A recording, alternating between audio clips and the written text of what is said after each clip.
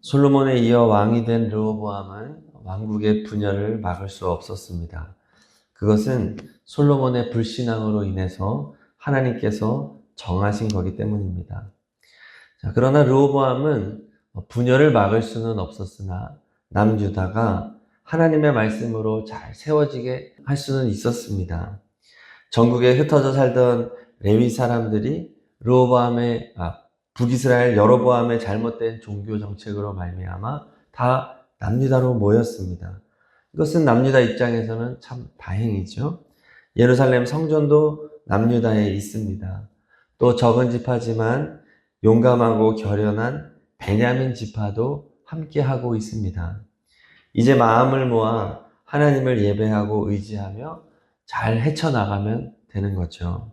그런데 안타깝게도 10장 전체에서는 고작 15절 한 절만 하나님의 개입을 말하여 주고 있고 11장에서는 고작 3년만 다윗과 솔로몬의 길을 갔다. 르호보암이 고작 3년, 나머지 14년은 불신앙의 길을 갔다. 이렇게 평가하고 있습니다. 르호보암은 처첩을 78명이나 두고 아들, 딸을 88명을 낳으면서 아들들을 성읍 주요 요직에 다 앉혀놓고 오직 왕실만을 향한 이기적이고 안주하는 정치를 했다. 이제 이런 평가를 내렸습니다. 이제 결국 르호보암은 고작 한 절, 고작 3년, 고작 왕실만 이렇게 표현될 수 있는 그런 불신앙의 왕, 속 좁고 자기밖에 모르는 이기적인 왕, 이런 모습을 보여주고 있습니다. 더 큰 문제는 왕의 이러한 불신앙을 백성들이 닮아간다는 것이죠. 오늘 12장 1절을 다시 봉독하겠습니다. 12장 1절 르호보암의 나라가 견고하고 세력이 강해짐에 그가 여호와의 율법을 버리니 온 이스라엘이 본받은지라. 네, 온 이스라엘이 이 불신앙의 왕을 본받았다라고 말합니다. 이처럼 통치자가 참 중요한 거예요. 리더가 누구냐에 따라 보고 배웁니다. 그러니 오늘 이런 모습에서 우리가 생각나는 사람, 생각하지 않을 수 없는 사람이 다윗이겠죠. 다윗은 어떤 사람이었습니까? 하나님의 율법을 생명처럼 귀하게 여기고 그가 왕이 된 목적은 하나님의 말씀의 회복, 예배의 회복을 위해서 왕이 된 사람처럼 다윗은 통치 마지막까지도 그렇게 나아갔던 사람이잖아요. 그러니 다윗 시대의 모습은 백성이 변하는 겁니다. 사울 왕 때의 백성과 다윗 왕 때의 백성은 너무나도 다릅니다. 하나님을 향한 말씀에 향한 그 열정, 예배를 향한 그 불타는 열정으로 살아가는 한 사람의 지도자로 말미암아 백성들이 얼마나 그 언약궤의 회복을 기뻐하며 춤추며 함께 제사를 드리며 그렇게 또 성전 건축을 할 때에는 기꺼이 헌신하고 헌물하고 헌금하면서 얼마나 자발적으로 참여하였습니까? 그 똑같은 백성들이 지금은 이렇게 타락했다는 말이죠. 자, 결국 남유다는 남북 분단의 아픔이 채 가시기도 전에 추가적인 하나님의 징계를 받게 된 것입니다. 2절, 12장 2절을 읽겠습니다. 그들이 여호와께 범죄하였으므로 르호보암 왕 제5년에 애굽 왕 시삭이 예루살렘을 치러 올라오니. 아멘. 하나님께서는 세계 모든 역사의 주관자이시죠. 당시 애굽의 왕 시삭은 애굽의 22왕조를 창건한 사람으로 21년간 애굽을 통치했던 왕입니다. 그래서 솔로몬의 반기를 들었던 여로보암이 이 애굽에 망명을 가 있었어요. 그때 그 망명을 받아주었던 사람이 바로 시삭입니다. 이제 분단된 남유다를 침공하고자 예루살렘으로 진격하고 있는 것이에요. 자, 배후에서 이 역사를 이끌어 가시는 분 바로 하나님이었다는 겁니다. 하나님의 말씀을 버린 결과 이러한 징계가 따라오게 되었다는 겁니다. 자, 근데 애굽의 이 군사는 아주 막대합니다. 3절과 4절 읽겠습니다. 그에게 병거가 1200대요 마병이 6만 명이며 애굽에서 그와 함께 온 백성 곧 리비아와 숫과 구스 사람이 헤아릴 수 없이 많더라. 시삭이 유다의 견고한 성읍들을 빼앗고 예루살렘에 이르니. 아멘.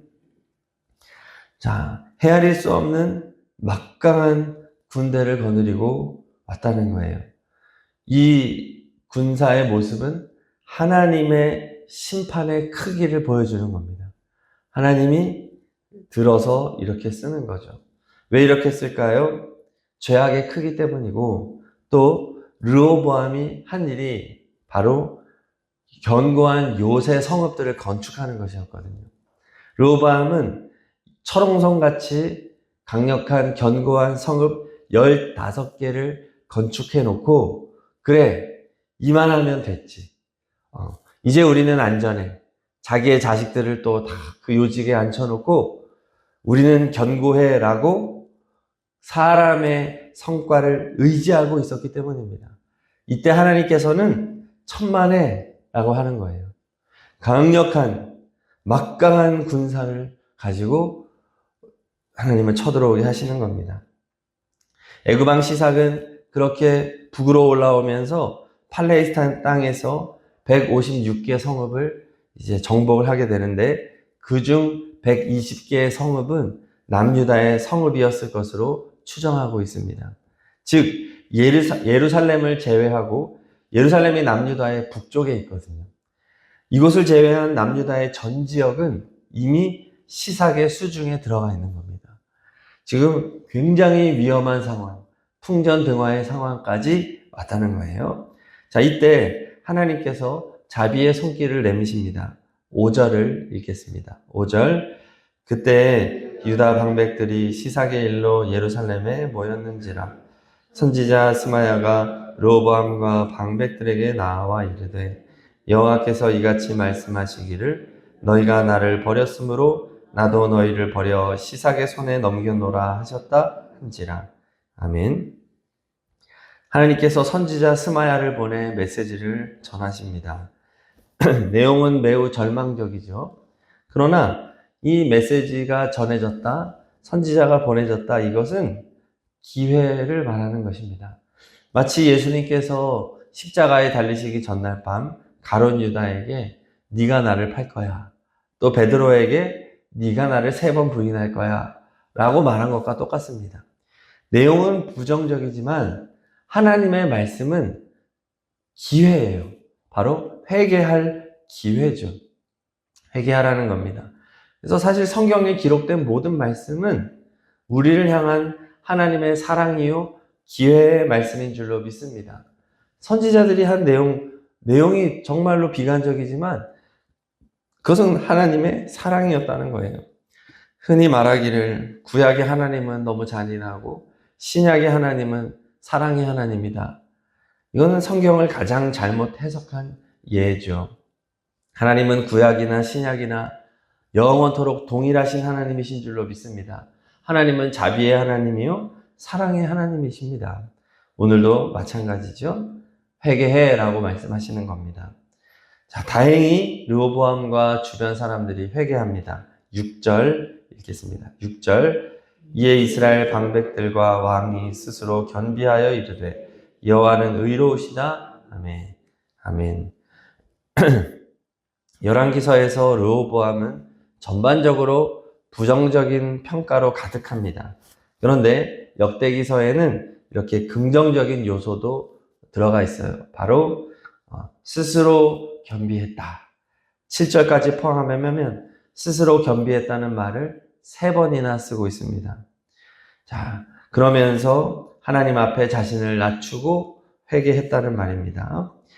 그러면 이제 6절에 보니까 여호와는 의로우시다라고 고백을 합니다. 이 말은 무엇이냐 하면 나는 의롭지 못했습니다라는 말이죠. 회개하고 있는 겁니다. 의로우신 하나님께서 지금 행하시는 심판도 의로운 것입니다.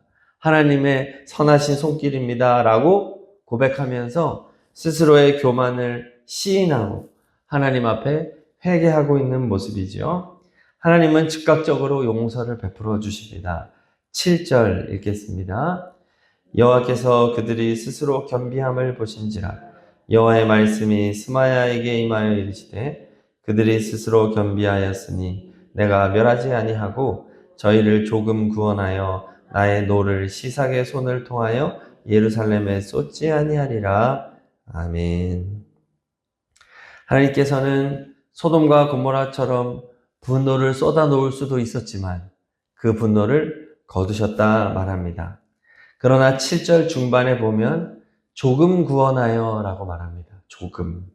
멸망을 겨우 벗어나게 하시고 남유다가 애굽으로부터 상당한 고통을 당하게 하실 것임을 말하는 것이죠. 남유다는 이번 애굽의 공격으로 인해서 예루살렘 도성 120개 정도의 도성이 다 파괴되거나 이제 많은 사람들이 죽거나 하는 엄청난 피해를 당하게 되고 이제 애굽의 조공을 바치는 속국의 신세로 전락하고 말았습니다. 자, 그리고 오늘 말씀에서 가장 안타까운 장면이 있습니다. 9절을 읽겠습니다. 9절 애굽 왕 시삭이 올라와서 예루살렘을 치고 여호와의 전 보물과 왕궁의 보물을 모두 빼앗고 솔로몬이 만든 금 방패도 빼앗은지라. 예루살렘 성전, 왕궁 얼마나 영광스럽고 화려한 곳이었습니까? 무려 20년이나 걸려서 정말 최고의 보물들로 만들어진 곳입니다. 가장 부유했던 당대 여왕 스바 여왕이 와서 감탄할 정도의 그런 곳이었는데 그곳에 많은 보물들을 다 강탈당했다고 하는 거예요. 그런데 이 보물들은요, 성전의 보물을 포함하고 있다는 것입니다. 성전에 가득한 것이 금이었잖아요. 온 사방이 내부가 다 금이었습니다. 기물들도 대부분 금이었습니다. 보통 금이 아니었죠. 최상급의 금이었습니다. 또 제사에 쓰이는 거룩한 기구들도 금이 많았습니다. 이러한 금, 은, 기물들을 가져갔다는 거예요. 성전이 수모를 당하는 겁니다. 하나님의 영광이 가득한 그곳이 더러워진 것입니다. 그리고 이것을 허락하신 분이 하나님이라는 사실이죠. 하나님께서 친히 설계도를 주셨고 두로의 기능공 후람 또는 후람 아비를 통해서 정교하게 만들었고 다윗과 솔로몬 시대를 통해서 공급한 이방의 최상급 금 그리고 백향목 굉장히 훌륭한 탁월한 구할 수도 없는 귀한 기물들을 많이 뺏겼다. 대부분 뺏겼다. 보물들을 뺏겼다 말하는 것입니다. 자, 솔로몬 통치를 마치고 르호보암 통치 5년이에요. 그러니 하나님께서 세우신 성전의 영광스러운 모습이 고작 40년도 유지되지 못한 것입니다. 얼마나 안타까운지 모르겠습니다. 그런데 정말 이해가 안 되는 것은 왜 하나님은 이렇게까지 하셨나 하는 거죠. 어떻게 만든 성전인데, 어떻게 만들어진 영광인데 하나님이 이렇게 하셨다니. 다른 거는 다 회파된다 할지라도 성전만큼은 지켜야 되는 거 아닙니까? 그런데 하나님은 그렇게 하지 않았다는 거죠. 이것은 하나님이 진정으로 원하시는 것이 무엇인지를 보여주는 겁니다. 하나님이 정말로 원하는 것은 눈에 보이는 화려한 성전과 보물이 아니라는 거예요. 하나님이 정말로 원하시는 것은 하나님의 백성들의 마음이었다고 하는 사실입니다. 마음. 진정으로 회개하고 하나님께 돌아오는 것, 이것을 정말로 원하는 하나님이셨다. 그래서 그토록 열망하여, 다윗이 그토록 열망하여 만들었던 또 하나님이 지지해 주시고 지원해 주셨던 성전이라 할지라도 한순간에 이렇게 만들어 버리시는 하나님을 보여주는 것입니다. 하나님은 마음을 원하신다. 14절을 보면 알 수 있습니다. 14절 읽겠습니다. 르호보암이 악을 행하였으니 이는 여호와를 구하는 마음을 굳게 하지 아니함이었더라. 아멘. 하나님이 원하시는 것은 여호와를 구하는 마음이었던 것이죠. 이 마음이 없으니 성전이라도 치신 것입니다. 하나님은 성전보다도 백성들의 마음을 귀히 여기신다. 그래서 하나님은 어떻게 하셨습니까? 예수 그리스도를 통하여 마음을 성전 삼으신 것입니다. 눈에 보이는 성전보다 마음이 더 귀하게 여기시는 하나님이시기 때문입니다. 사람의 마음이 준비되어 있지 않다면 그 영광스러운 솔로몬 성전도 아무짝에도 쓸모없다 이 말입니다. 오늘날 우리나라를 비롯하여 세계 많은 곳, 또 미국 이런 곳에 웅장하고 화려한 교회 건물들이 많이 있습니다. 그러나 성도 수는 꾸준히 감소하고 있고 개신교의 이미지도 악화되어 있습니다. 지금 개신교의 신뢰도는 원불교보다도 낮다고 합니다. 원불교를 누가 압니까?